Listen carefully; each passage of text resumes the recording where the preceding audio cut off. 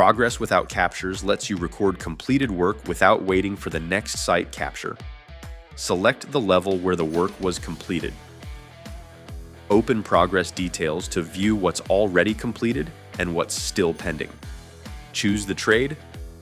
Select the actual completion date to keep your progress records accurate.